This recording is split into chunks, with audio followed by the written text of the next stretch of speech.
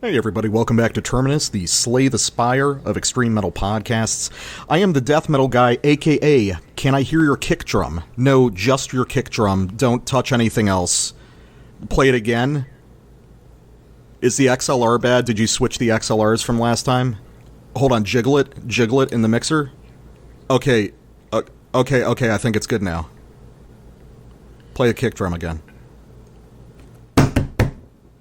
Yeah, okay, yeah, that's all right. And I am the black metal guy, aka not just a show, it's a live ritual. Yeah. You know, I gotta do the recorded rituals right now, and for any non-musicians listening to the show, which it feels like aren't many. It feels like everybody who listens to this show is in three bands. If you're not, you might as well just start trying to play guitar. Yeah, just put out a demo. Fuck it. Just play Smoke on the Water. I am in the middle of recording new material with my black metal band, and I think it's going to be smoother and more enjoyable every time I record. And 15 years on recording, it still fucking sucks. It's That's still just because miserable.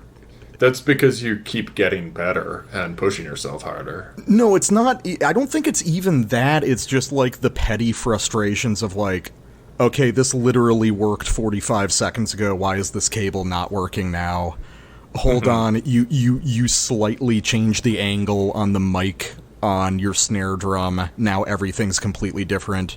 Why is the click track not lining up? You literally heard me record this perfectly to the click track, and now it's not lining up with the click track. What's going on with the interface? Shit like that, you know? I remember, weird parallel, but remember the game Myst with a Y? Yeah. It was really boring because there wasn't any fighting, but I remember I started as a kid, and I got a reasonable amount in. And then, I just I just did something that made any of the progress I'd made just kind of it became impossible to do anything. It's just the saved version of your game is the one you fucked up. Oh, yeah.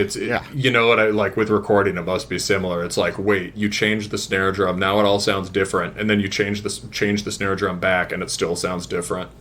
Oh, it's a nightmare, dude. It's a nightmare. Yeah. And, and the problem is, whenever I record, there's certain modern technology we'll take advantage of, and there's certain stuff that I don't like.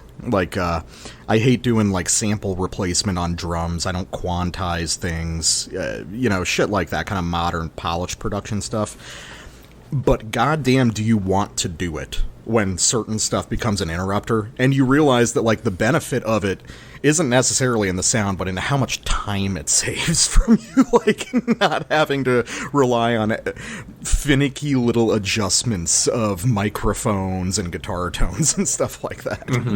It just, oh man, it's always a miserable experience. You're always happy by the time you get done with it, but God, it's been 4 weekends now I've been doing it. Why don't you put one mic in the corner of the room and play the album?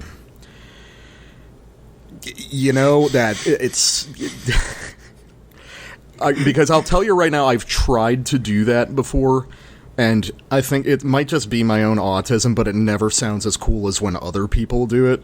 So I do it in the painstaking way. Fair enough. Yeah, I've recorded a demo or a rehearsal that way, and it sounded great. But I think we also have somewhat different ideas about production. Yeah, well, you're also doing just kind of droning, crushing hate forest stuff, and I'm doing I have solos in my shit. Right. Oh yeah, you have different parts in your songs. Yeah. There's one of our songs has 8 riffs in it.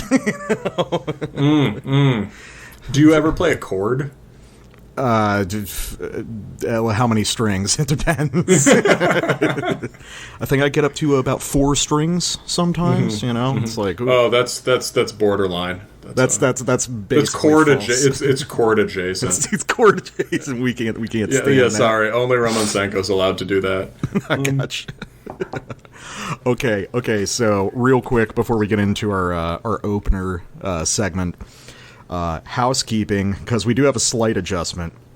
So if you're into the show and you want to be kept up to date with the latest exciting goings on in the co-prosperity sphere, you can follow me, the Death Metal Guy, on Facebook at Terminus Podcast, or you can follow the Black Metal Guy on Instagram at Terminus Extreme Metal.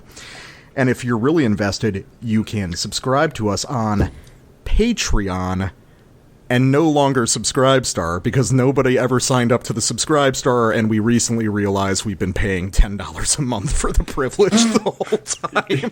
Yeah, my bad, bro. We have spent a couple $100 on something that never did anything. So watch us. Yeah, if you were considering it, immediately do it now, and please subscribe at a level higher than $10. Give this a point, but I think it's yeah. So, but yeah, you can subscribe to us on Patreon. $3 and up gets you access to the Terminus Prime bonus episodes, the newest of which we actually just released a couple days ago. That's actually a combination submission from one of our patrons and a review of Immortal's Sons of Northern Darkness, and it ended up being a really interesting episode.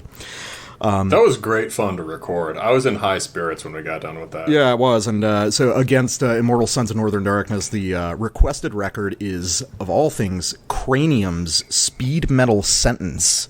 And if you guys aren't familiar with that, look it up on Metal Archives, and I think you'll want to subscribe immediately. So that's $3 up. $5 and up, of course, gets you access to those, as well as access to the Terminus Black Circle, our private Discord server, where you can do things like make those requests, talk about obscure, black metal demos worth more than your life, and post dank memes as well. And $10 and up actually gets you voting privileges to decide our what we're going to be recording for the regular Terminus Prime bonus episodes. So with all that out of the way, and with the sad death of Subscribestar, we have another death in the family, and Black Metal Guy, introduce us to our first opening segment. All right, this is the Deathbed Sessions by Sepulchral Curse. It's out on, they're doing this punk label style. It's out on Personal Records, Lycanthropic, Chants, and Transylvanian Recordings. So this is an EP, and it's a transitional EP by Sepulchral Curse, a band who we have reviewed and interviewed. They were one of the first bands I interviewed for the show. Great dudes, very supportive, friends of the show. So obviously we wanted to cover this. I think we're going to do it just where we play. It's a 20-minute EP. We're just going to play one song all the way through and talk about it. But before that, what I should do is clarify. There seem to have been some sort of lineup changes with Sepulchral Curse. And I think this is the last recording with the old lineup. This is a 5-member band, so I may be missing something. I think, according to Metal Archives, though, the big significant change that happened is that they'd had this drummer, Tommy Ilmanen, who was really central to their songwriting process. It was a band where all the instrumentalists contributed to the songwriting, as also the vocalist, but the drummer was sort of threading it all together, and in fact writing a bunch of parts on his and on guitar and writing lyrics and stuff. So I think he was central to the concept of the band, and for whatever reason he has departed, and so he's replaced on the kit by Johannes Rantala, and there may have been some other. I thought I heard about some other change too, but I'd have to verify that with the band. And I'm a music critic, not a music journalist. But if there is some correction about that, I will throw it in the description. So Deathbed Sessions is the last recording with Tommy on drums and vocals and some vocals and keys. So that's the deathbed of their original lineup. And these guys had been these guys have been playing together since 2014, and they've all been bros a long time. So, end of an era. So this shows substantial development, or from Only Ashes Remain. It's pretty interesting. I vaguely remember talking to them and hearing things like they were going to get, they have a sound that runs a spectrum from the melodic to the just sort of demigod-style crushing stuff. And they've exaggerated different sizes of that spectrum, and it's also gotten a way more heavy metal-y, which I believe they forecast a little bit. So let's check out the track Harvesting the Bloodlines.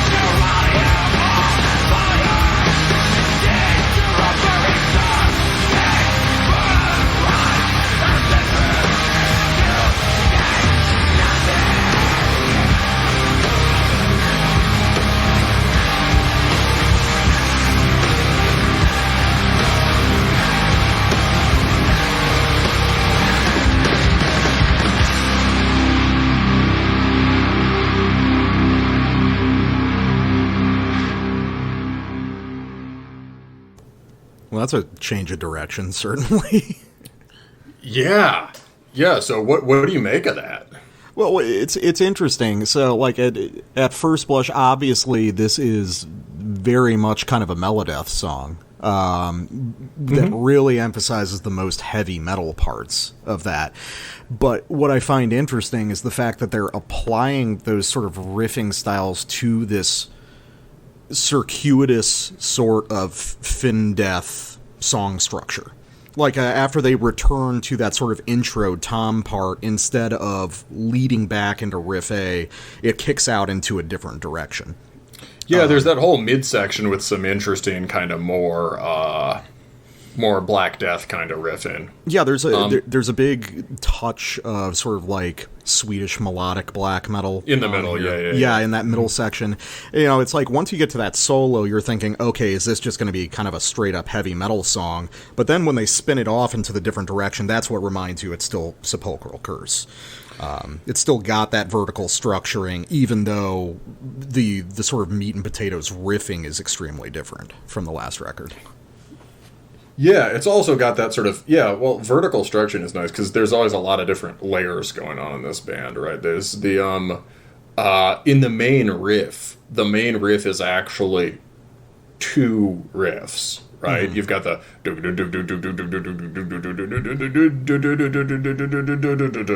and you've got the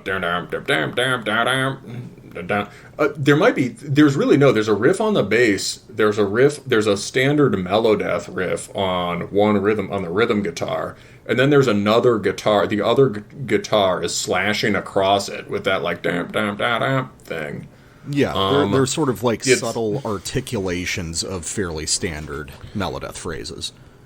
Yeah, I think it's a really good way of doing it, and ironic. It's one of those things where the more you just let Melodeath sound like heavy metal, you can actually make it heavier. It becomes less sort of like, it becomes less effete if you've actually got a guy just going like, wah, ba, ba, ba, ba, da, Yeah, and they're engaging with that sort of primordial, like, British street punk thing that you would hear on early Iron Maiden. It's like, you can hear the Clash tucked away deep in the background there. There's some swagger to it. Yeah. How about that first riff is like fucking, it's like a Danzig or a Pantera riff. It's got that surf rock energy. The overall mood to the song is kind of like, it's almost like horror punk. The chord progressions move like a Misfits song, or like, I don't know, there's this new band, this current band, Walpurgis, which is just offensively catchy, sort of like, I resent them for how much I've had that stuff stuck in my head, but it's quite a good band, like sort of horror punk, heavy metal type stuff, has songs that kind of feel like this mood-wise. Yeah, no, it's interesting. I'm getting the sense that there's probably no center to this EP, because I was listening to the opening track last night, which is definitely cut more from the cloth of Only Ashes Remain. It's not one-to-one, but it definitely leads a little bit more toward the center. So it's more like slow building, brooding. It's like the slower stuff that we really liked off the end of that record. It's sort of slow building, brooding, black textured death metal, Black Death stuff. Yeah. So I'm guessing this EP, the three originals, because there's also a Demigod cover at the end. The three originals probably are all leaning into sort of exaggerated tendencies of different ideas you would hear on the previous record. It's sort of just feeling out the edges of the musical space for the band. Yeah, following the potentials, like exploring the different potentials in it and getting ready for whatever comes next. Hey, it's Kari from Sepulchral Curse. And I'm Jakob. You're listening to Terminus.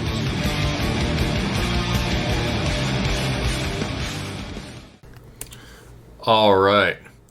And we are back with our first full review of the night. The new one from Gjendod, Utakt Verden, out on Hellthrasher Productions. Gjendod are a Terminus veterans. We reviewed Angrep in 2020. Seems so recent. Late 2020, I guess. And we both really, really liked that one. And I've had my eye on them for a minute. I really liked their first full-length Nedstigning, as well as, which was sort of more, you could say up-tempo depressive black metal, and as well as their second one, Kriegsdugger, which was kind of more like glorious Toke type stuff. Angrep, you really led the charge on that particular review. How would you describe Angrep? Yeah, that was a weird thing where I had found that record randomly, just browsing new releases, and I was like, "Hey, have you heard of this?" And you were like, "Yeah, I've listened to all the albums."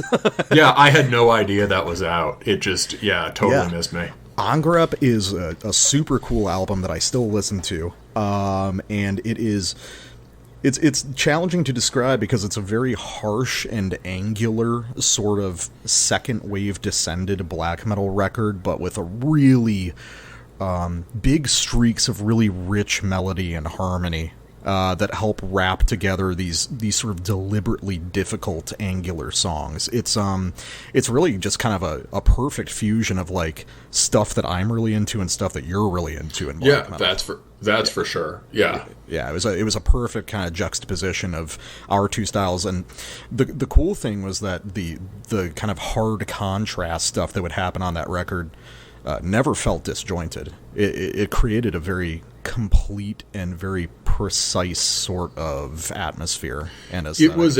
It was a modernist take on Norwegian black metal in a way that's different from, say, a Grand Declaration of War or they were doing to Norwegian black metal what Spite Extreme Wing did in Italy. Yeah, it felt sort of like extreme distillation and condensation, focus on angular shapes and economy, and this ranging between this sort of intense simultaneity of like melody and aggression. Right? Yeah, it was a really cool record that kind of like extended the second wave tradition, and it didn't feel like it wasn't like worshiping at the altar. It just felt like a logical continuation of those ideas. Yeah, it's like, oh, these are Norwegians playing nowadays relevant underground black metal. Mm-hmm. And that's been their thing the whole time. It's, I think it's common knowledge that the Norwegian scene is not what it used to be. But I think, if anything, there's more potential now than there maybe was 5 or 10 years ago. And, Gjendod is at the forefront of that, right? They've been releasing consistently since 2017, or full lengths. Their demo is in 2016. And everything they've done is original and has their personal stamp on it. Yeah, I really like... I mean, you got to imagine that it's got to be a pain in the ass being a black metal band from Norway. At a certain point, about 30 years down the road, the second wave has to feel like more of a curse than a blessing if you're like a band trying to do black metal now in Norway. Yeah, well, I think we talked about how like because the second wave happened right when the music press and sort of like record labels still had a lot of power, right? Mm. And when you could still sort of make money being a touring band. And so for a lot of these Norwegian black metal bands, it wasn't even really selling out to like start touring a lot and playing with these, putting out records with these bigger labels, right? It was just doing what Morbid Angel did. Mm-hmm. And then it moves towards the prog and rockstar bloat and the thin sunglasses era, right? And it becomes, the Norwegian black metal scene sort of gets absorbed into the mythos of heavy metal in general. And then sort of when those initial wave of bands falls apart, it all kind of falters, right? And you get bands in the middle years like Cold Brawn or whatever kind of trying to revive that original scene. but basically because of the hype cycle, because they were able to get hyped, it was an underground scene that was able to get a degree of mainstream hype, and because that, it didn't like put down self-sustaining roots in the way that the people they influenced, the Slavs, the French, all these people did. Yeah, Norway sort of overdeveloped because it was so far out in front, and it had difficulty kind of reestablishing a sort of grassroots underground scene as a result. Yeah, and probably if you were a teenager coming up in the early 2000s, you would just like be like, well, black metal's played out, and look at Emperor, isn't this goofy? You know, like, or look at fucking Dimmu Borgir, like let's play some hardcore or something, right? But yeah, so these days though, there you know, things rise and fall and rise again, and here we have Gjendod, and so that leads us back to the task of this record. Just kind of the Norwegians kind of invented, right? You know, we could say, sure, black metal predates Norway in some ways, but they invented this folky, trance-inducing, low to mid-tempo thing, right? And that is certainly the sound Gjendod are exploring on this record, right? A sound that you would get from bands like, you know, Burzum, obviously, and Ulver, and, you know, maybe you could say Forgotten Woods. They don't sound very much like Forgotten Woods, but Forgotten Woods. And they're playing that style here, but that style sort of after the initial Norwegian explosion, that, you know, the Norwegians were not the ones playing that style, and the torch really passed to the Slavs, and also to DSBM. And so Gjendod are making, you know, you said they gave you a sort of a forecast of what this record would be like, because you've corresponded a bit with the guy. One of the guys. After we did our review in 2020, I sent it over to them, and I corresponded with one of the dudes briefly on Facebook. He appreciated the review, and he listened to it and he said, "You're not going to like the next one. Next one is slow." And I was like, well, I don't know if it being slow would necessarily be a problem, but you know, so quickly, I do like this record, and yes, it is quite slow. Yeah, I mean, yeah, good news for them. You like really slow stuff, in fact. Yeah. You listen to Torture, Doom, and DSBM, so this is, I like it too. This is a very impressive record. And maybe in some way the most original thing they've done. I don't know. That original one, that first record was also pretty distinctive. But I was kind of curious just because you have more experience with this band. I was wondering what the relationship between this one and the first album, Nedstigning, would be like, because you were saying that was a lot more kind of DSBM vibes, which this record kind of does too. Are they comparable, or is this a very different take on that idea? They're pretty different. I mean, you could see how their discography really seems to be just like four strong statements in different idioms. And you can see how they're all related to each other, but there's not like a direct I don't know that there's a direct progression happening right now. Maybe they will make something that then feels like it's building on all of those things. But Nedstigning was, like, from what I remember, sort of like super tortured, gargling vocals, and guitar lines that often had this kind of like winding, deliberately needling aspect to the melodies, sort of like very, very cold and trebly, but also kind of, they would throw in these lush toke chords frequently, and often, you know, have these kind of melancholy sighing melodies. There's a part, I think I talked about this on the last review. There's a part on Nedstigning where he just sounds so tired. He's just like, well, I'd say that's kind of comparable to this record, because this record feels very exhausted.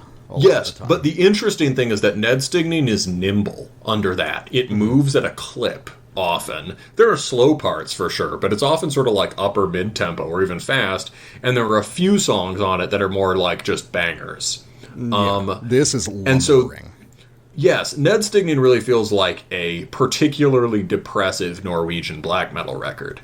This is a droning, lumbering folk black metal record. And it seems very, maybe not any more influenced by DSBM than the other one, but it sounds more, the pacing of it is more DSBM for sure. And it also sounds a lot like they've been responding to, responding to the Slavs, right? Mm-hmm. There's nothing on this that sounds like a Slavic black metal riff, or even like Slavic chording particularly, or Slavic melody. But they realize that this style that started in Norway has been sort of mastered and developed by, the Kharkov boys and by Blazebirth Hall and various other bands like that. And they're making a take on this music that's responsive to everything that's happened since. And they need it to have this lush, broad spectrum sound, right? And they need it to be sort of grandiose, enveloping, and have intense atmospheric continuity. Yeah. And that's what interests me a lot is... So this record sounds radically different from Angrep, but I think it kind of arrives at a similar atmosphere. Just through... I think that maybe Gjendod is a band more focused on... Like, the central impulse is more about atmosphere or theme rather than a particular musical inclination. I mean, it's all going to be black metal, it's all going to be Norwegian, it's all going to float around the same ideas. But I don't think they have an idea of, like, things that are essential for it to be a Gjendod record. As far as, like, musical technique goes. They definitely don't have a uniform sound they're trying to establish, at least not yet, but... I think the technique carries. He has ways of writing. They have ways of writing melodies that are pretty enduring. I don't know. Or there's another technique that carries over from Angrep that we could talk about. I hear what you mean though. There's not a stable sound being developed, and there's no strict. I guess the thing I was going to say, like, they have no rules.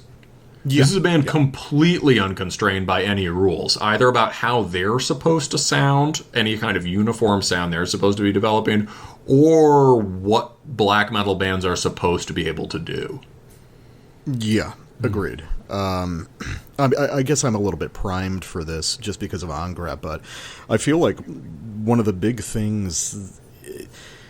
I really always get this sense of this sort of like early modernist thing from these guys, this like late 1800s, early 1900s. I mean, I'm primed for that by the cover of Angrep, but it's also just got this like, this record and Angrep expressed in very different ways, but they have this kind of curmudgeonly hermetic thing to them. It's like I'm in my shack in the woods and it's cold and it sucks. Yeah, Kriegsdugger is the only extroverted album they've done. Yeah, that one's a little bit sunnier. Yeah, that one's brighter and more aggressive. It's Angrep's very aggressive too, but yeah, I take your point. There's something curmudgeonly about it, and there's something very. They write songs in a very modern way, modernist capital M, in terms of like abrupt juxtapositions, hard angles, sort of development, radical development of tradition, and the despite the fact that the covers have these kinds, it's the covers aren't Yeah, like the Angrep cover, right? You know, the scene on that cover, A Little Boy and a Wolf, could have happened any time in the last 600 years, right? Mm-hmm. But it's a painting of, romantic, probably later 19th century romantic painting from Norway, right? Yeah, it's like it was done in like 1896 or something like that. Yeah, there you go. And this painting too is from probably from that time. And they seem to be referencing Knut Hamsun is probably big for these guys. Things like that. So it's they're not. This is a folk black metal album. This is very much their folk or pagan black. Well, all of it's kind of pagan, honestly. The Kriegsdugger especially, but this is a folk BM album, and yet the scenes in it are not like, it's not medieval. It's not nostalgic at all. Mm-hmm. And it's not composed. It's not written to evoke a kind of ancient. This isn't ancient droning melody returning, and it's also not the thing that's a lot more boring than that, which is sort of like nostalgic retro kind of nostalgic fantasies of the past, right? Mm-hmm. This is it seems much more contemporary, and I mean, maybe we can get into that with the first sample. Yeah. So it's folk BM, but it's not really about the distant past.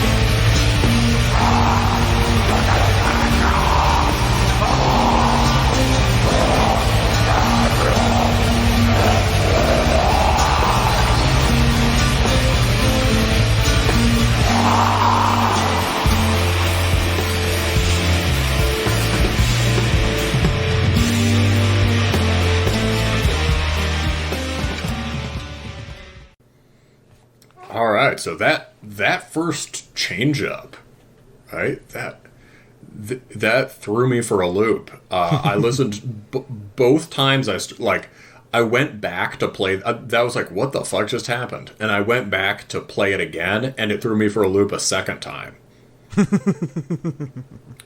I do like the idea of doing sort of like traditionally pretty melodies, but broken up in that really sort of aggressive, angular, modernist way. Yeah, and so that's a theme throughout this. And Angrep would have these sort of very hard and sudden divisions between passages, and cool rhythmic play happening too, right? And this record takes that principle and more or less removes the sort of buzzsaw angular guitar. There's only one time this record does that. That's not in your sample by any chance, is it? I don't think so. Okay, good. Because I didn't want to give it away, but yeah, there's like I think one place on this where they play a quote unquote Norwegian black metal riff, right? Like some buzzsaw blasting, and it's actually a head fake, and they never bring the blast beat in. So the core riffing is this like layered, misty layered trem and acoustic stuff, and folk melody, and yet within that they just have these sudden lurching changes. That was an initial kind of like plotting 4/4 into a triple time, right? Yeah, it goes into a 6/8. I mean, really, it feels more like almost 3/8, like it's a cut time 6/8 or something. It's very, very strange the way they articulate it, and it's also interesting because like something that's another thread through a lot of this record. Yeah, really, it's not a standard 3. It's not a standard 4/4 to 6 or 4/4 to 3/4 thing, which are like our ears are all used to that. It's this very dramatic lurching switch. Mm-hmm.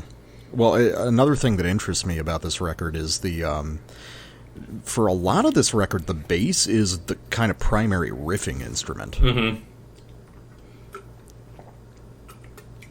Was that not true on Angrep? No, that was definitely wasn't true on Angrep. That definitely wasn't true on guitar Angrep. For it. I mean, there was definitely cool bass stuff going on, but here it really is kind of the lead voice. No, so I was double checking to make sure because so there's a similarity with Nedstignen.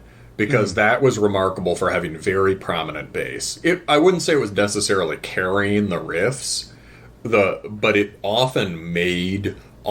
there's very active bass playing that often really made the riff. Mm-hmm. Like, the counterpoint stuff being done there would often really whatever flourish was happening on guitar and vocals, the bass would somehow be what just made it sublime. Well, I think that one thing you're getting at with this record is that what makes this so interesting. This is another sort of like we were talking about that Corpus Christi record a few weeks ago, which we both kind of agreed was a black metal record that relied on your understanding of black metal tropes to identify it as something special. I think something similar goes on here. Because something interesting that happens is, like, a lot of the sort of melodic ideas on this album are very straightforward. I mean, they're very kind of just traditional black folk melodies that you've heard in some form before, but they're contorted in so many ways through just odd right-hand work on the guitar, weird sort of rhythmic shifts that break them up in really unexpected ways. There you go. Yeah, I think that's right. The melodies are, in some ways, they're kind of understated, almost. This is not a riff-oriented record at all. There's this sort of smoothly, in fact, like they're difficult to pin. In those initial riffs, what was the melody there? Da-da-da-da-da-da-da-da. That's like... And you're kind of generating the riff there yourself between the bass and the guitar. Yeah. Exactly, yes. It's very difficult. There's actually no... To the extent that there's a melodic center, it's the bass, but there's no real singular riff to lock onto. The melody exists as the meshing of all these different things, and it's very slight, deliberately, through most of the record. That's a really good point. And so a lot of the drama is coming from rhythm and arrangement. And like, even just in that sample, it changes. There are dramatic time and tempo shifts 2 or 3 more times. There's a shift. They do a thing that they frequently do. Well, the interesting thing about all these changes is that it changes like 4 times and it never goes from slow to fast or slow to mid-tempo. These are variations on slow tempos and all occurring,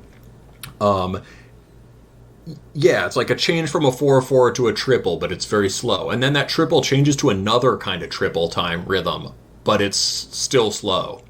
And then it goes, sort of lurches into this more open, I think we ran it out on this kind of like extended extra bar kind of melody that sort of trails off. And, that's also slow. And so they're doing kinds of, we're used to tethering change-ups to, we're used to tethering rhythmic changes to changes in subdivision, right? Mm-hmm. To like changes of like, not maybe the absolute time of the track, but how fast it sounds. Yeah, the perceived time. Yeah. Yeah, this is not, and that is, they're often refusing to do that here. Mm-hmm. Dude, it's kind of like cephalotripsy.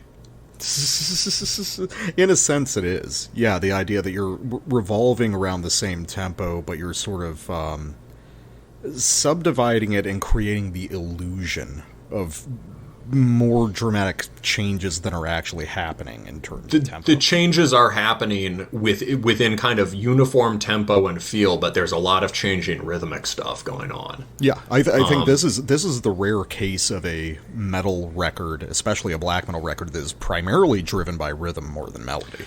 And we've heard more and more of that in various places, but, you know, there are a number of trends that we've been noticing in some of the strongest material coming out, and now that, it must be said, Gjendod was really early too. Like, bass prominent in the mix, carrying melodies and important counter melodies. Like, they've been doing that since the first full-length. I don't know about maybe the first EP or the first demo. And that was 2017. That's 5 years ago.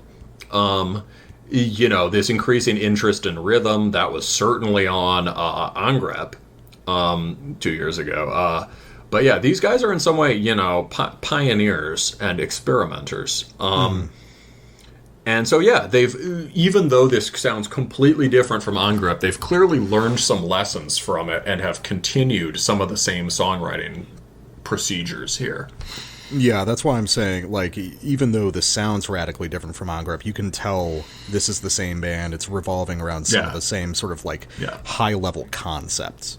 Yeah, if there is a line of development, maybe it's really happening from Angrep to this one. And then it's really interesting to hear what the next one would be. Yeah. But, so, next track. I thought of not sampling this to sample something that makes some other kind of, you know, I don't know, interesting technical point about the songwriting. But then I realized I have to sample the one that sounds like Graveland.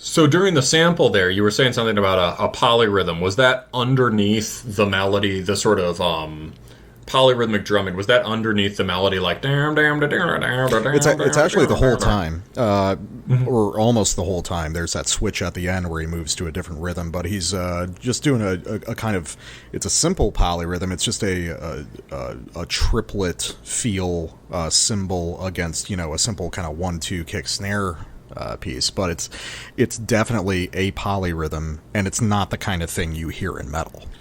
It's right. It's not da da da da da da da da da da da da da. It's not like you're subdividing each quarter note into a triplet.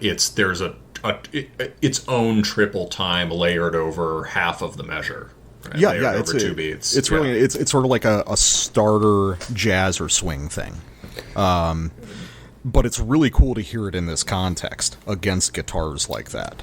I mean, there's been certain bands that have done that. I mean, Graveland did it, but kind of accidentally.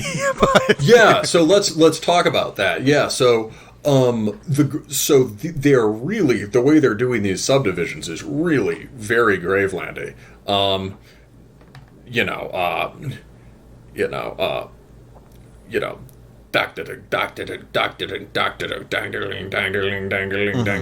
It's got the jangle. Dang, dang, dang, dang, dang, dang, dang, dang. But they're not ever actually playing the Capricornus beat. This track suggests these guys have listened to Graveland so much that they understand that there's more than one Capricornus beat, and that what gives those songs on like Thousand Swords and Following the Voice of Blood, what makes them so heavy is in part the switch up between different modes of triplet subdivision at uniform tempo. That'll even happen within. It's kind of like that'll even happen within a riff. It'll have a couple different triplet rhythms in it. It's kind of like the different variants of a D beat riff you can play. Different rhythmic subdivides. You know, do you do da da da da da? Do you do dum da da dum dum da dum? Yeah, because that polyrhythm figure is sort of like what the D beat is getting at. You know. Yeah, it's just sort of heavy syncopation. Do you do the, there's the one Graveland is like dangling, dangling, dangling, dangling, dangling, dangling, dangling, dang. There's just different ways of doing it. I don't know. Honestly, I haven't been listening to a lot of Graveland lately, so it's not. Oh Jesus! But yeah, it's Are you okay? Do you have COVID? It's summer. It's Spite Extreming season. Graveland comes in more in the autumn. But like, so they really, there's just this rapid expansion and contraction of triplet grooves, and there are these cataclysmic fiat time change, rhythmic changes throughout this record, and those are things that are all over Graveland. And so this is one track that shows them responding to the Slavs, but not actually sounding like the Slavs, right? Because it's in a much more technically accomplished way, and it's they know the style so well they don't have to directly imitate it, right? He just comes up with two or three of his own Capricornus-y folkblack beats, and that's also a thing I realized. Like, is there a lot of triplet? There's not like folky triplet stuff on, say, what's the big the Olvera record, everyone the Natten's Madrigal? Not Natten's Madrigal, the one Bergtat, right? Bergtat, okay. Well, I don't think Natten's is my Olvera record. So. right, but the one that influences a lot of folk black stuff is Bergtat. Yeah. And that doesn't have that might have some triplet blast beats, but it doesn't have like folky mid-tempo folky triplets, does it? I mean, God, honestly, I can't say. It's been so many years since I've. I'm just wondering, like, that might be a thing that the Slavs actually really contributed. Is this heavy emphasis on certain kinds of folky triplet melodies? Yeah, well, I mean, that would fall in line with something we're seeing a lot more recently, which is just people taking Ulver seriously, like real extreme metal people taking Ulver more seriously. Sorry, I meant the opposite. I was trying to say, like, I don't think that's coming from Ulver. I'm trying to say, like. The sort of triplet stuff that's happening throughout this record is I think maybe a more modern kind of folk black playing that you didn't get on the early Norwegian records. Someone correct me. I could be missing some very glaring example of this. The one of the Norwegian folk black bands that the only like Norwegian band I can think of that had this kind of rhythmic dynamism was Trelldom. Mm-hmm. And I'm guessing these guys are really influenced by Trelldom. Trelldom works more at a sort of pummeling heavy mid-tempo, but that's like, he has tom runs, it has dramatic time changes, switches from these rolling things to stomps to blast beats. Really emphasizes heaviness. Heaviness, rhythmic dynamism, and also kind of wild vocal performance, right? And although this is a much more muted, atmospheric version of that, anytime you get one of these just like lurching beat changes on this record, it's a kind of a Trelldom-y thing as well. And I'm sure Graveline almost kind of is simultaneous with Trelldom, but I'm sure there was mutual influence there. Yeah. So samples for me. One thing that struck me listening to this album is that the thing that it most closely resembles, at least in terms of mood, is that Ild record that we covered last year. You remember that one? Yeah, it's a lot like Ild. Yeah, for those that didn't hear our review of the Ild record last year, Ild is like a new project, came out of nowhere, that is just sort of like intensely miserable, like really miserable, early modernist themed, almost Black Doom. It's very slow. It's very kind of claustrophobic. It's an endurance test to get through, but in a good way. It definitely has a super distinct mood, but it has the same sort of like hermetic, mystic feel that this album does. It's like the primary word I would use to describe both that record and this one is grumbling. This is very grumbling music. Yes, yeah, for sure. It's like not like overtly threatening, but it's not happy that you're around, But yeah, so this passage is just another really good instance of, one, just the incredible bass performance that is just really kind of one of the highlights of the record. And the way the bass performance is used to enhance and give real creative body to guitar riffs that I think are almost like deliberately muted stylistically. Because you're going to hear some of the folky stuff, you're going to hear sort of like almost orthodox kind of guitar figures in this.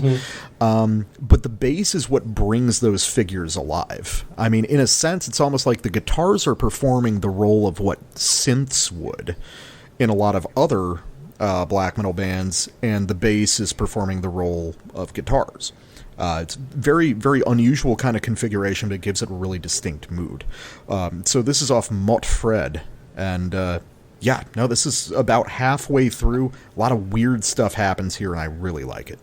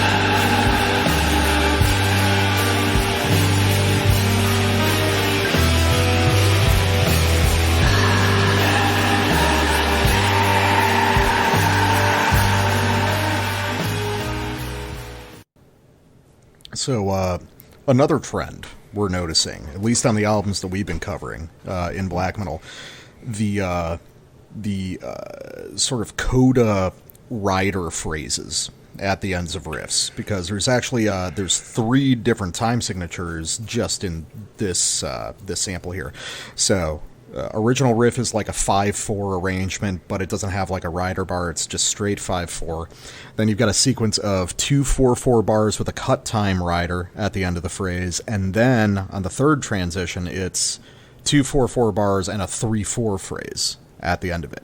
So you have this constant evolution of sort of oddly timed riffs, but you can see how they kind of stack together. It's based off 4/4 roots with these elaborations on the end, which, again, is going to be close to the stuff we were hearing on the Narbaleth record last year, as well as just a lot of stuff we've been covering lately. And I think these more elaborate sort of timing dimensions that are starting to bleed their way back into more traditional black metal styles is really cool. I mean, there's no reason that sort of second wave inspired stuff can't play around with the boundaries of the measure a little bit more. And I think it's used really effectively here because it's very organic, but it's disjointed in a cool way. You know, riffs are starting and stopping at strange points. You can't predict the flow of the song. They wouldn't really be able to make those arpeggiated, those are really cool winding arpeggiated riffs, but they wouldn't be able to do that over a standard 4/4 bar. Yeah. It's the structure of the music is dictated by just naturally over time more advanced riffing developments that have happened. Mm-hmm. And then in addition to that, another couple cool things. One, you're starting with a pretty simple walking bass line against that sort of orthodox arpeggiated figure at the beginning, but then it just breaks off into this really kind of surprisingly technical run up and down the fretboard, which becomes sort of the bulk of the musical interest in that main riff. And then the switch to that sort of double time hi-hat disco beat on the second riff is another thing that I really appreciate. I bet these guys are into, and something we'll also see in the second record we're going to cover, I bet these guys are into a lot of like surprisingly kind of proggy and jazzy stuff. Especially for how they're kind of rhythmically informed and how they're structuring these songs. And I think they really pull it off because it's so understated it can glide past you unless you're counting it. And when you do, it's like, oh, wow, there's this crazy rhythmic dimension to this music that is delivered with such confidence and ease that you might not even notice it the first couple listens. Yeah, this is, the thing I hope about this rhythmically complex stuff, in some way, like, it's a very positive development because it's just this whole possibility space that hasn't been explored. But, like, there are two ways it can go. It can go, as it is, right? It's kind of a feature of it's like very late black, like a late feature of a style, or like a Baroque feature of a style. It's like as it goes on and on, you generate variation by being more and more elaborate, right? And sort of adding, playing with the forms in ways that people who are really familiar with the forms will appreciate. That's good and interesting, but it's a way of getting life out of a style that has had a long shelf life, or that is getting life out of a style that's been around a long time. What would be really interesting to me is seeing if there are bands that take that different sense of time and rhythmic openness and use it to get outside the songwriting parameters of black metal altogether. And I obviously don't mean being liturgy, right? How can you make sort of primitivist guitar music that just is that, how could you take like this, or how can stuff like this start pointing us towards a more rhythmically, a kind of just way of organizing this music that's different? Do you know what I mean? No, I get what you mean. And I think that the answer to that is sort of what Gjendod's doing here, which is it doesn't feel... The time signatures come second. The time signatures are a happy accident of writing, riffs or just kind of segments of music that aren't just looping in on themselves, like 4/4 or 6/8 passages. These are sort of linear melodies with distinct start and end points.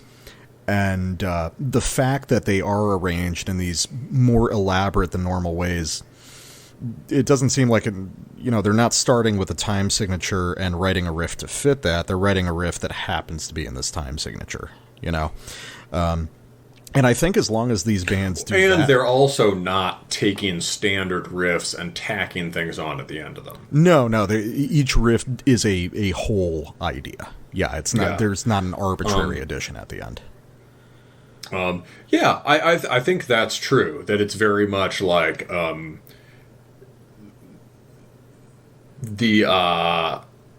it's not being done fetishistically for its own sake. Like, we need some odd time signatures here, and we're a technical band, and it's not being done as mere embellishment.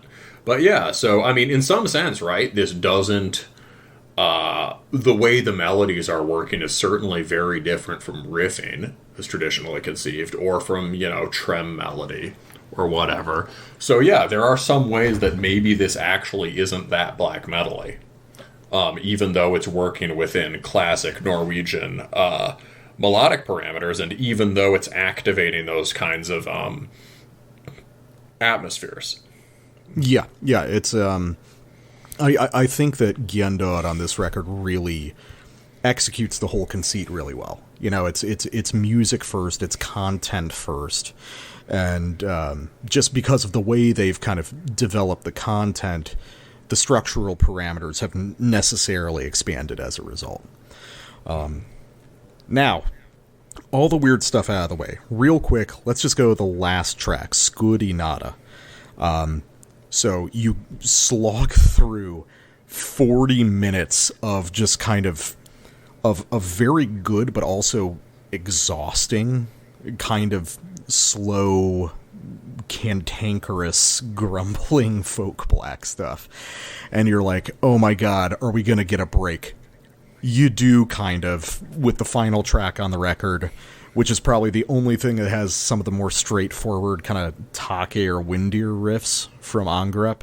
Mm-hmm. And it's kind of just like a nice outro to the whole record, The sense of melody here is closer to their melodic, the melodic chording they use on all of the previous records. Yes. Like, if you want to hear like Gjendod riffs, this is the track that has the Gjendod riffs. Yeah, this is the one where after all that time in the forest, you finally get to come up for air.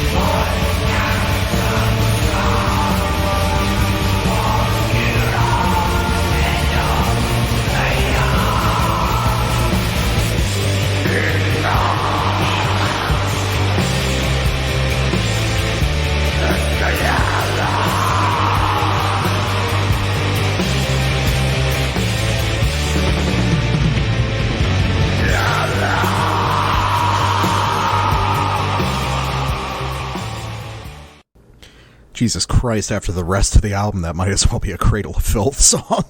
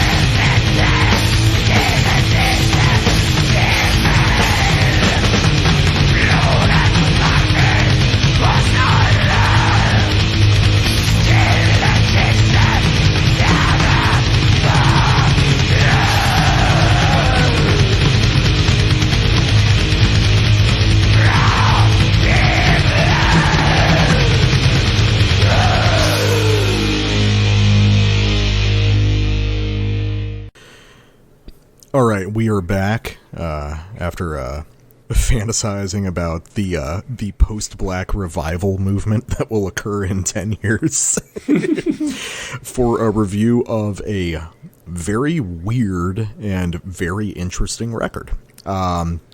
We covered these guys on their first demo back in 2020, which it seems, again, more recent than that. But we now have the debut full-length by Doldrum, titled The Knocking, or The Story of the Sound That Preceded Their Disappearance, released on the Katafalque imprint, which you guys may be familiar with because last year we covered the Gallows debut record, 66 Black Wings, and Doldrum shares a couple members. So I have been corresponding over the past couple years here and there with the man who within this project goes by the name The Terrific Don McKinnon, the drummer for Doldrum, who's part of a circle of musicians who I have been friends with a member or two of for a lot of years now. They've gotten a little bit time, they've gotten a little bit more open about their affiliations, but I'm not sure exactly like what projects they claim, how the network exactly works, so I'll leave it for all of you to guess. So Doldrum in particular, 3-piece, spread out but kind of centered in Denver, Colorado. The first demo, you're the one who actually discovered it when you brought it onto the show in 2020. How would you articulate, the first demo? I mean, the first you might demo have sent it to us. I can't remember. Yeah, I can't either. The first demo, I mean, there were just 2 tracks, and I think maybe we just reviewed the first one, or we were really struck by The Knocking, for sure. And are you a man who knocks? That was the very memorable chorus. At the doorways to the earth. Are you a spirit of air or mud or salt? Yeah. Is that the lyric? That's great. Yeah, that's another lyric in it. Yeah, so basically, there you go. So that's one of the most striking things about it immediately, was these kind of pitched vocals. Like, they're like loud spoken, clearly enunciated, and they have this sharp attack. It almost feels like each line is angling upward. So very odd vocals that are, unique and cool, and very sort of carefully timed. And I remember it had this sort of a dry earth heaviness to it that reminded me of Celtic Frost, but also a sort of fractured rhythmic pulse to it that reminded you of Grand Declaration of War, right? Mm-hmm. Yeah. So, as usual, we Rorschach test it. But I think it had sort of both of those. Yeah. And it was interesting to see where it would go. And the lyrical themes are, the general concept for the project is about miners. Like, they're from out west. They're from Denver. So this thing about miner lore, miners and prospectors.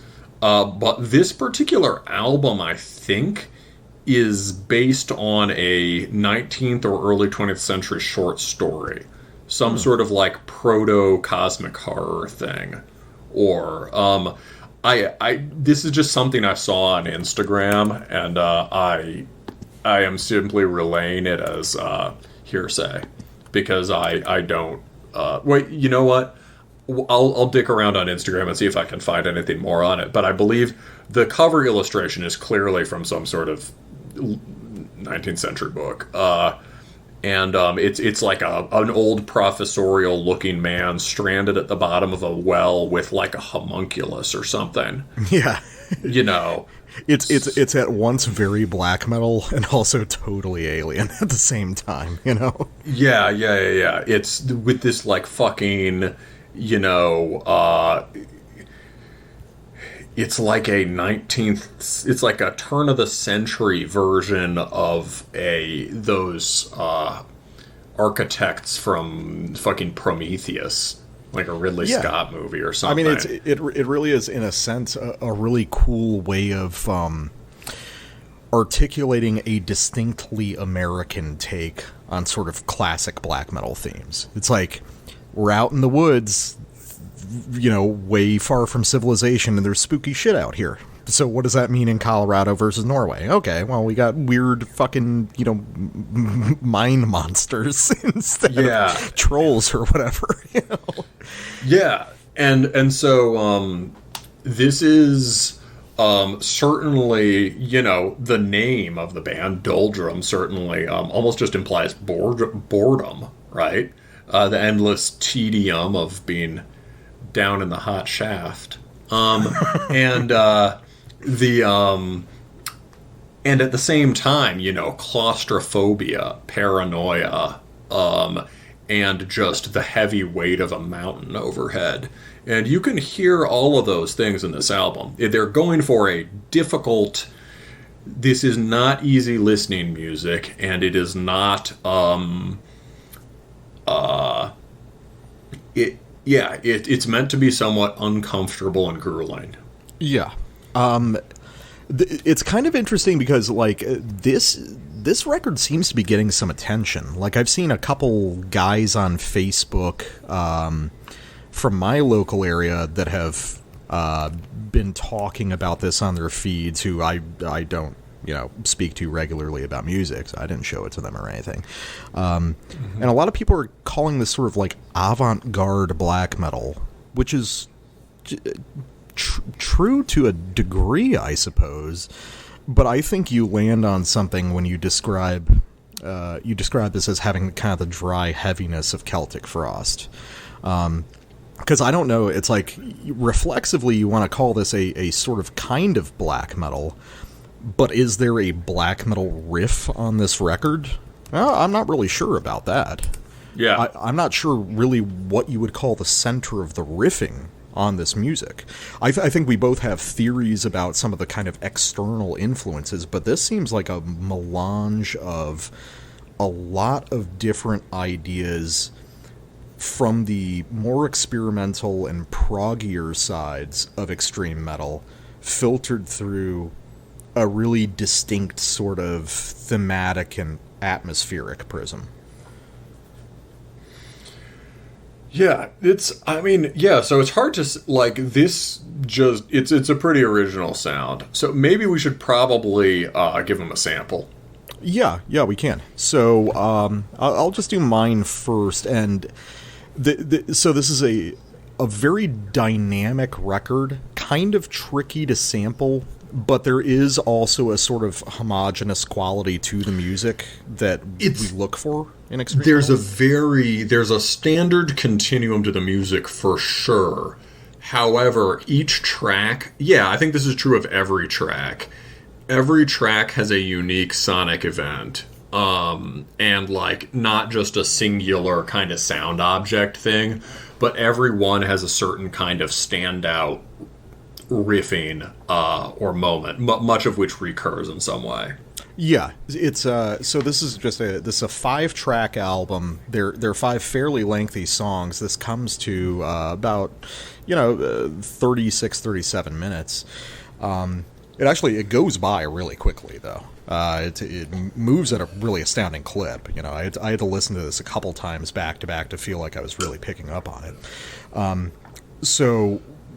I'll play a section from the middle of The Visitor. And this will lead into what I think is going to be a primary discussion about this record, is where are some of these ideas outside of metal coming from? Because I think we have two kind of different reads on that, but I think they might also ultimately point to the same originating source.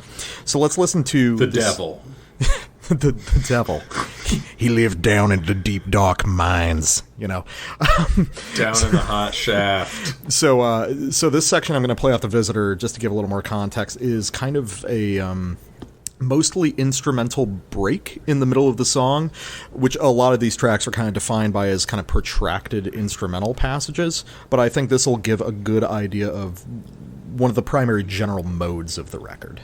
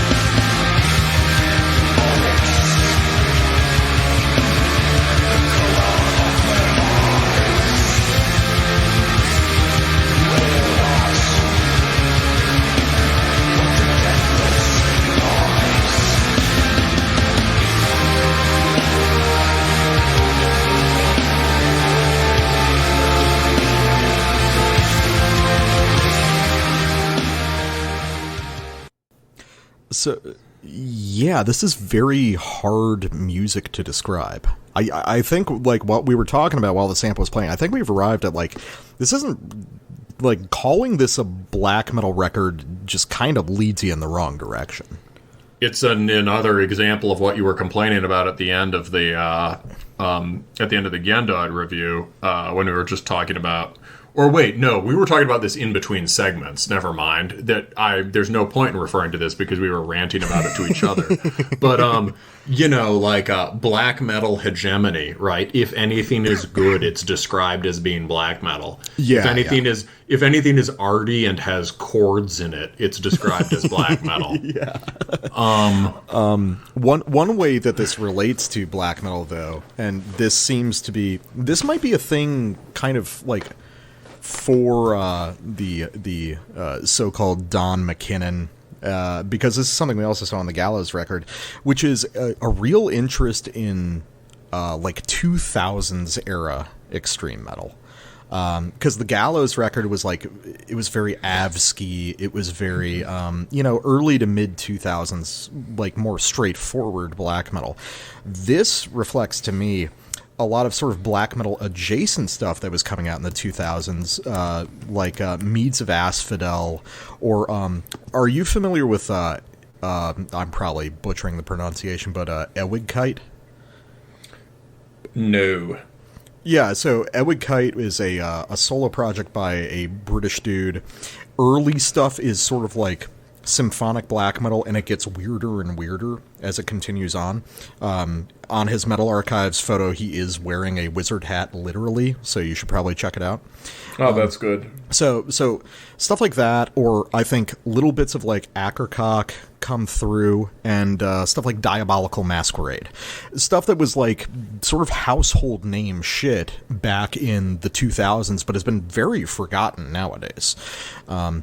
So a lot of this record seems to revolve around ideas rooted around like 2004. Sort of experimental extreme metal ideas that were pretty popular back then, but just kind of got forgotten about. And they're combining that with this really interesting streak of, well, here's where we get down to it. What do you think the stuff outside of metal is on this record? Because we have different reads on that. I mean, probably coming from a lot of places. Yeah, it's fair. I feel like some of the glistening guitar parts sounded kind of screamo to me. Mm-hmm. But on re-listening to it, I don't necessarily hear that as much. It's there's probably specific parts on on a couple songs that struck my ear that way, and for whatever reason in the re-listening and sampling process, they haven't stuck out to me in the same way. It's a very dense album. There's a lot that happens. But the thing that does kind of generally point more towards a core direction to me is the bass. The bass sounds kind of like Meshuggah, which is only a point I'm making because there's that kind of Meshuggah-y bass on the later Serpent Column stuff. Mm-hmm. The kind of genty, sort of oscillating genty grooves. And this record is kind of full of that. I get how you could also maybe hear it as something closer to sort of like funky prog bass, but like, I mean, Meshuggah is funky prog also, right? I mean, that's fair. Yeah.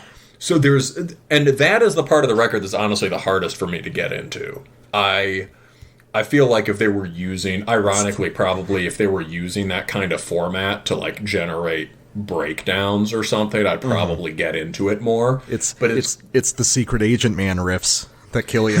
Yeah, it's got this weird dum dum dum dum dum dum dum dum dum dum dum dum dum. As it is, it's got this, and the bass under it, as it is, it's got this very sort of sustained, tense mid-tempo thunking that happens throughout the album, and that's pretty. I can see how that relates to the earth and miney feel. But yeah, that kind of... I would say that, like, the standard continuum of this record is just sort of like, it's impressive, but it's not my thing. Yeah, that's fair. So, yeah. Well, kind of. So you kind of gave it away. I think that a lot of the stuff that you identify as kind of like screamo or post-hardcore, I see as more like prog rock or jazz. But actually, right before we got on to record, something occurred to me listening to this again. Split the difference, and you arrive at something like At the Drive-In, and that makes a lot of sense to me for this. Yeah, but or Meshuggah, I think, because Meshuggah are also like, they're super long hair too. Like they're like math, like the whole math thing was. Yeah, like get us the guys I knew, the dorkiest long hairs I knew in high school, like Meshuggah. Yeah, we got to access the longest hair part of hardcore. And we've got something that makes sense here. Yeah. Mm-hmm. So one thing that I think is cool, though, I mean, this kind of gets to more high-level stuff, is I really appreciate, I really like this record, and I really appreciate the, it sounds weird to say, but the limited scope of it. It's a very specific story being told. The whole record is a single narrative. You know, we don't use the term concept album anymore because that sucks. I checked, it is based on a book, but unfortunately the Instagram comment exchange does not inform me which book. Ah, that's too bad. Yeah. I'll ask Mr. Terrific, Don McKinnon, about that. So I really like the sort of restrained scope of this. You know, metal, you know, for good reason, has a tendency towards sort of like vast abstraction. This album is about war. This album is about triumph. This album is very specifically about, you know, getting lost in a mine and being visited by some sort of very specific horrible monster. I kind of like that. You know, I like I like the precision of it, you know, and you know me, I love autistically kind of like narrowly aesthetic music, and I think that's really cool. And the other thing that I like is the variation of the record is wrapped up in that narrative in a cool way. This is an album laid out, sort of in the manner of like musical theater or something. You imagine each of these songs being, you know, a big song and dance number for a specific chapter in the story. This is like one of the longest hair things we've ever had on the show. Seriously, man. I don't know, man. I just think it's really neat. There's definitely, this is certainly not everyday listening, because this doesn't really have like catchy parts. You have to listen to the album from front to back. Like, it's fucking, like, incoherent if you don't. But if you want to set aside the time, I think it's a really cool experience front to back in a very niche style. It's definitely worthwhile. I also just want to clarify, it's like, yeah, this just doesn't have an immediate emotional impact for me, right? It doesn't. It's, that said, there are certain parts of it, right, where, they break out of the continuum of sort of tense prog chug, tense prog secret chug, to a furtive chug. When they break out of the furtive chug into different kinds of more elaborate gestures, and you know, I think it's like on this album, I'm a big moments guy. You know, on this album, I'm like, oh yeah, I like the part with the big riff. Well, I get it. Okay. On The Abduction, this is, so, you know, the first track, it just is The Knocking, which we reviewed before, and The Knocking has its big dramatic moments, right? And The Abduction works closer than a lot of these other tracks to a more straight ahead, metal song? You'll see.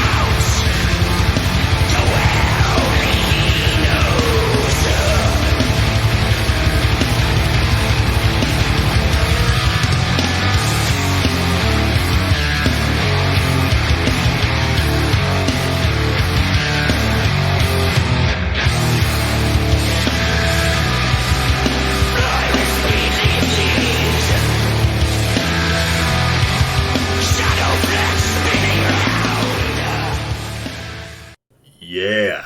Dude, it would take like 20 minutes to properly describe all the cool things that happen in that sample. Yeah, so let's talk about it happens about midway through the record, and I feel like this is the highest drama moment. But this is a moment where I think my Meshuggah comparison is fair, because they drop into a fucking junt breakdown. With sort of like it has that kind of continuum of bass sort of bellies out at halftime and becomes extremely heavy. And the vocals lock in this really, there's a place where the rhythmic precision in the vocals really comes through. And he's delivering narrative lines. He's like, down! And through the door they go, like hands bound, really heavy. There is the only thing on that sounds like black metal is the vocals, which are very black metal sounding. There seems to be a sort of structural conceit to a lot of these sounds where it's the arc of these songs is not really peaks and valleys, but more like width and narrowness, if that makes sense. Like big sort of elaborate instrumental sections of very kind of diffuse things happening that sharpen into a point really intensely and then spread out again. I mean, there are kind of like peaks and valleys in terms of like immediacy, but this is a record, again, like the Gjendod, that's really a lot more structural in nature than most metal records. I get what you mean. This also, Gjendod, we talked about how there's no single isolable melodic line in a lot of those parts. And the same could be said here. There's not, or you can't really locate the action in any single part of the music, except,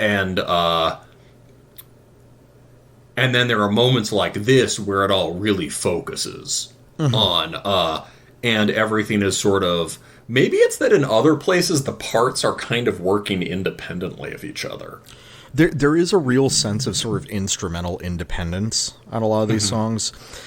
But then, whereas right here, they're all audible and doing different things, but here they're all tightly locked together to produce this one effect. Yeah, and and you can tell that it's built as a sequence because it's like 3 or 4 riffs that rely on each other, and they're all huge. Yeah, the funny thing is that all of those riffs, if you put them together, could be on like a Converge album from like around the time of Gjendod. Yeah.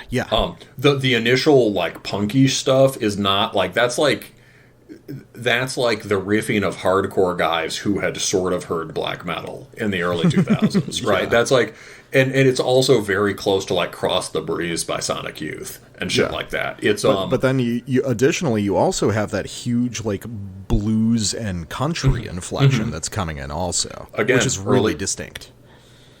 Early 2000s metalcore. Really? Like were they that doing kind a lot of that shit? That kind of, you would hear bluesy riffs like that on Gjendod, Homewrecker is a blues riff, basically. Or wait, sorry, that's, yeah.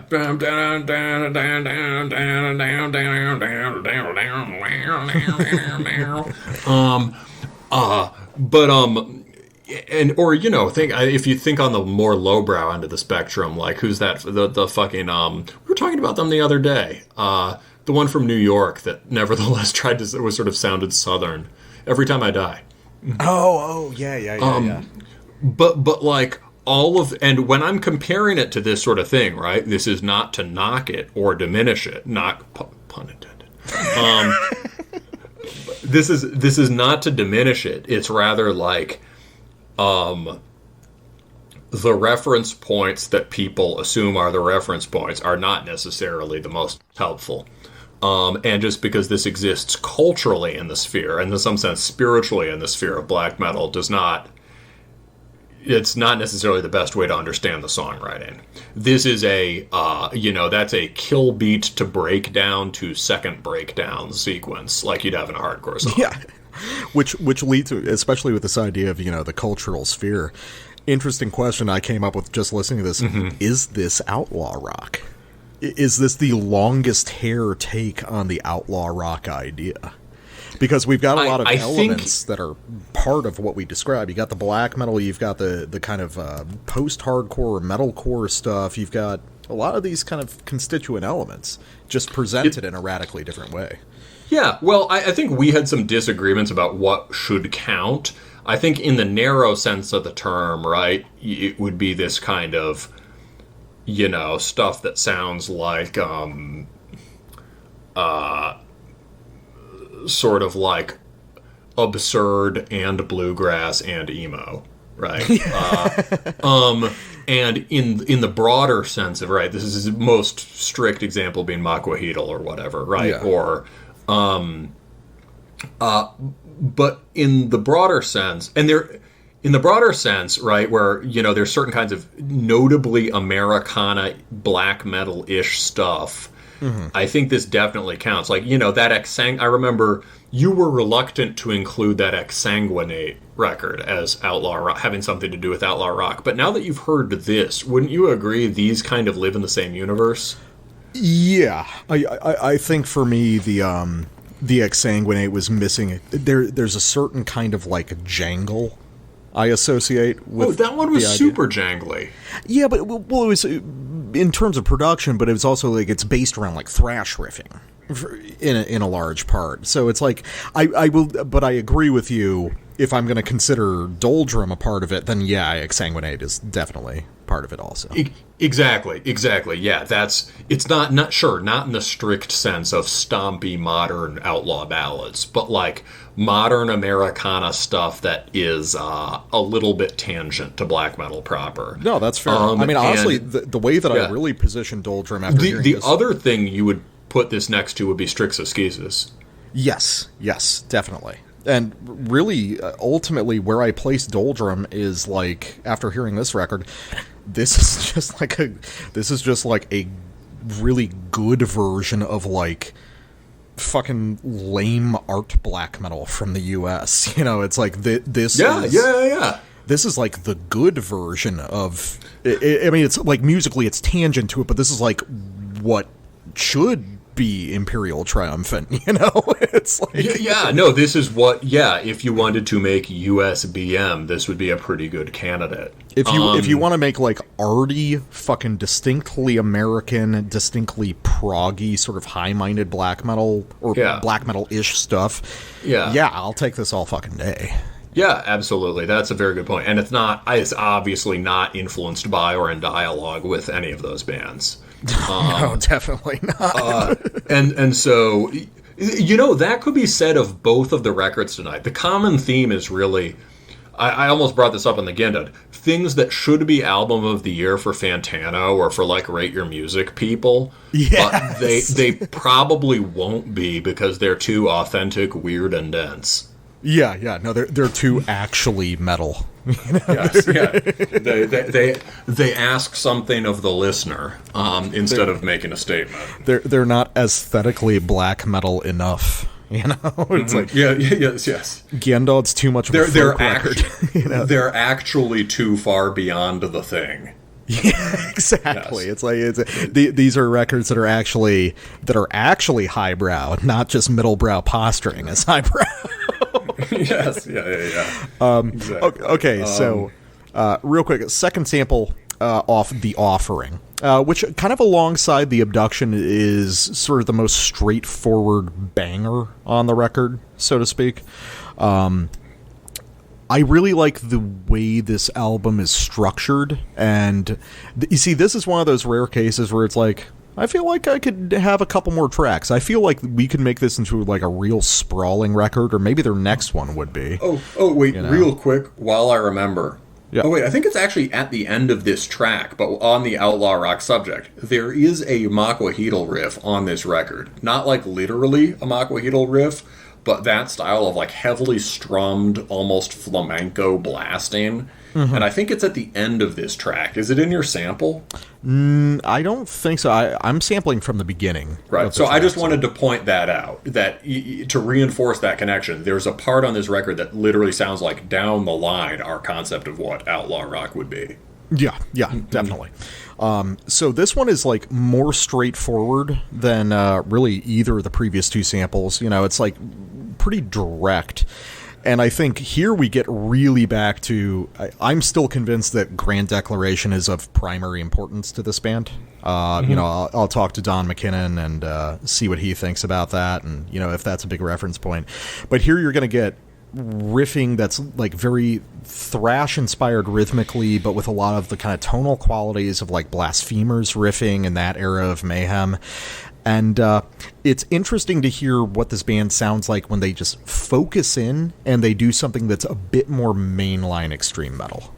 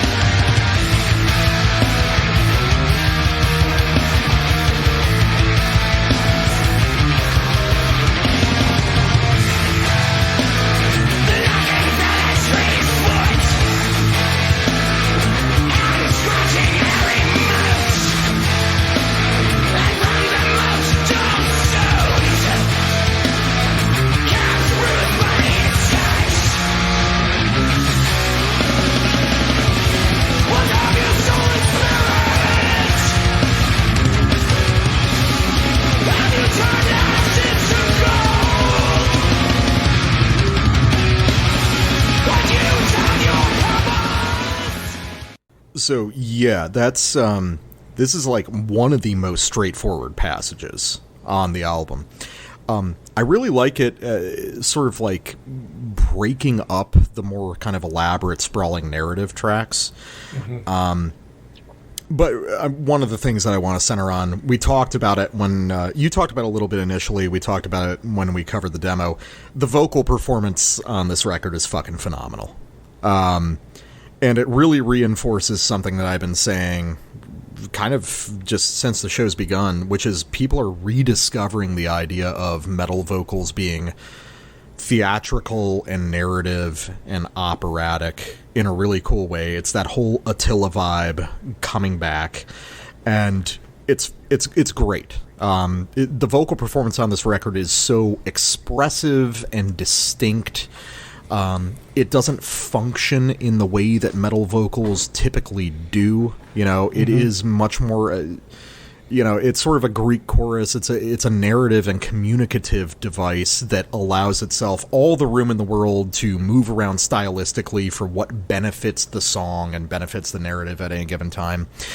And just the idea that, you know, metal vocalists are returning to the idea of, you know, not having to stick to a distinct style, to being able to play around with things, to embody their characters more uniquely, I think is fucking great. You know, I can't say enough about that. I think it's wonderful, the idea that we're kind of breaking past the idea of like, oh, you have to you have to be screeching all the time in your black metal band, or you're not legitimate or something. It's like, please, give us more of this. I think we can both agree on that.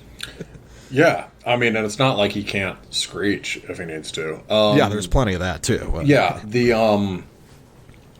and, again, the more sort of spoken approach fits the American thing, right? A more shouty human presence is an important part of the outlaw rock phenomenon, right?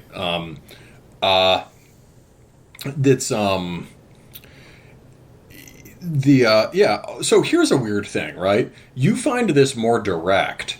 I find this part just as elusive as the rest of the record. Really? It's simpler. It is more of a straightforward alternation between that kind of off-kilter chug riff and the blasting part, da da da da da. But these are very like elusive, half weird liminal melodies. I'd say a lot of the melodies on this record have a bit of that kind of Eric Satie Debussy vibe, which is one thing that links it to, I was saying, this is kind of like a press. Yeah, you mentioned that when we were listening to a previous sample. This is actually quite similar to a press in a lot of ways. A press is more black metal, but they're converging around the same, definitely really similar reference points in a lot of ways. And so this is kind of like that kind of melody at its sort of wispiest and most evanescent. Like for me, this kind of blows by me. It's well, I've actually, I was thinking about that, and I think that an interesting, it's almost become a meme on the show of, this isn't riff-based music, bro. It's the joke we tell back and forth. In this case, it's like, this isn't emotional music, bro.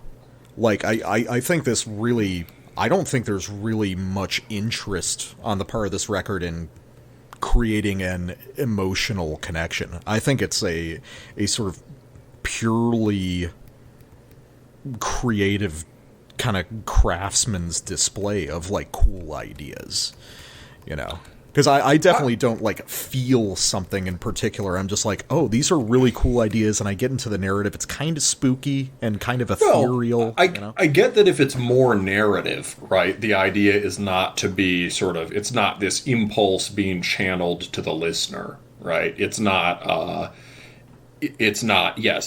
sort of it's not meant to, stir the passions.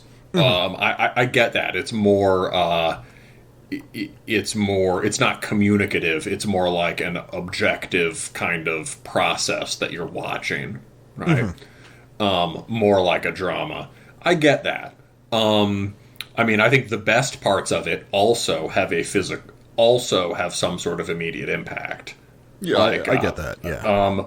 But like this part is it's just interesting because it's formatted in a more standard way, but it's just it's a very slippery album. Yeah, it definitely is. Furtive and slippery, and this part's slippery like that too. A thing I was wondering that this might connect to within extreme metal and within early 2000 stuff is a band who've been like semi-forgotten, not forgotten, but strongly demoted in a sense of their importance, which is Portal. Yeah, well, I mean, I tie Portal more closely to the whole Cavern Core thing, but as far as mood goes, I get you. I think these are Portal kind of chords and blast melodies. They just kind of slither away. And like the whole, even the title of the album, Doldrum, that's very close to, what was the first Portal record called? It wasn't Sepia, it was... Yeah, I mean... I think it was... Oh, it was Sepia. I think it was Sepia, yeah. But they also had the End Mills. I just think, like... I think Portal got heavily associated with the Cavern Core thing because a lot of those... Because they're also in Impetuous Ritual, right? And Grave Upheaval. They share members with those bands, and there's similar kinds of strange production. But Portal's own music was way, way weirder, and they're one of those bands where the imitators did not imitate the guitar technique or the melodic ideas, which, Portal basically just sounds like music being played backwards. And that is not necessarily a place I want to hang out a lot, but it's damn impressive and spooky. And I feel like there's an affinity with this record. It often sounds like it's being played backwards. It often has this kind of... I mean, the cover's in the sepia. That's fair. So I'd be very curious to hear whether this guy's into Portal. Because that is... Portal also has this mood of, like, it's not trying to, it's not... they're Australian. It's not exactly Gospel of the Horns. They don't want you to bang your head with them or whatever, right? They just want you to gaze upon their Lovecraftian horrors. And, this definitely has some of that. Yeah, it's almost like that Spire record that we talked about early last year. The idea that it's like, oh, this is a soundtrack to a stage performance. Which I think I've just got a lot of affection for because it is so radically different from most metal in general. Yeah, you could imagine a silent film for this. Yeah, oh yeah, dude. Oh, there you go. That's the project for the band. Well, something that's adjacent to this that also is very early 2000s that I wonder if they like is Miasma and the Carousel of Crippled Horses. I have no idea what the fuck that is. Yeah, it's just some weird shit I know about. Probably through non-metal channels, but it's weird. It's kind of symphonic. It's like chamber music, ornate chamber music, influenced by like Goblin and those like Italo horror soundtrack, but has a deliberate metal adjacency for sure.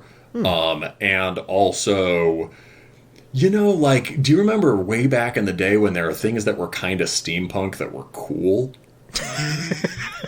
Yeah. So it's kind of like cool sort of cool Victorian Gothic kind of film soundtrack music, and it also has this kind of elusive early 20th century or late 19th century melody to it.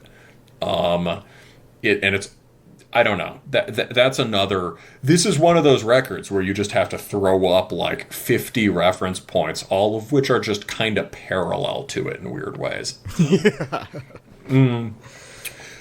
So let's talk about the last sample.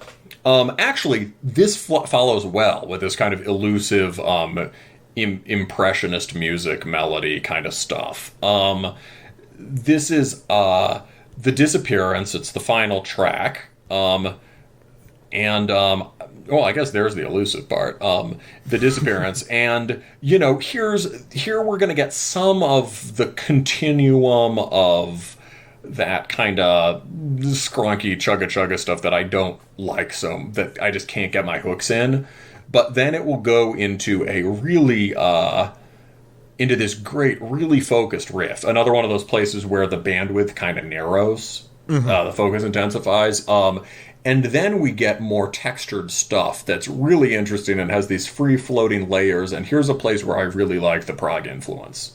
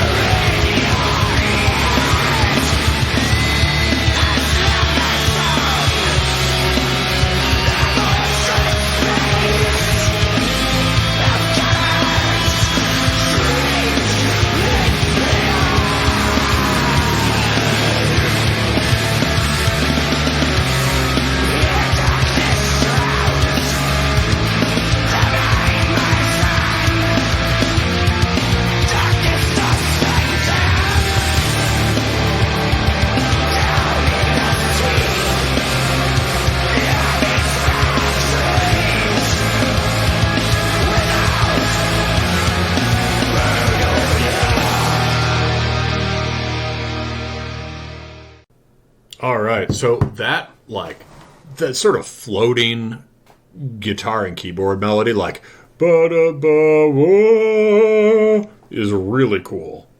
Mm-hmm.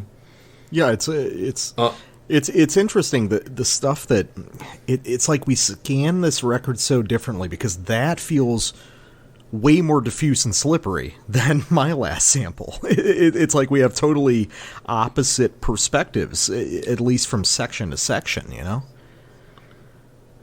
Yeah, I guess I mean, maybe I like when it's really... Maybe I like it when it gets very spacey. Here it sounds very like Liquid in a way that most of the album does not. And that's I'm sure everything on this is deliberate, right? Mm-hmm. I mean, so, you know, mostly this is kind of angular and winding and claustrophobic. This part is a little more like underground cavern with the homunculus guy next to you. Yeah. This is in the water where he's stealing the main character away, according to the lyrics. Yeah, or something like that. Yeah, it's So I like these kinds of melodies. I think I like when they kind of like waft and drift about, and there was the sort of the heavy percussive bass line stuff, but it's working more as an anchor point there. But we should also talk about the really sick riff that happens right before that. Yeah. The cool thing about it is that it goes in a very different direction halfway through the riff. Not like not a crazy one, but it's a very... It's a riff that it's kind of a hybrid riff. It's not locked into a single melodic direction. And it's actually the second repeat of that riff in the song. So there's some like serious direct riffing here. That's another one of the places where you're like, oh, that's a black metal riff or a black death riff of some kind. Or even kind of like an arrogant thrash riff. Mm-hmm. That part is really cool, and then to have it spill into this more open part, I like a lot. Yeah, I feel like I strongly approve of this. It's not my cup of tea, but I strongly approve of it.